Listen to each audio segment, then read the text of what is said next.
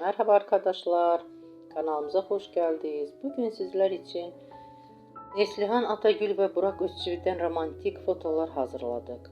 Burak Özçivit, Kara Sevda, Kurumuş Osman ve Çalı Kuşu dizisinde rol almış. Herkes tarafından beğenilmiştir.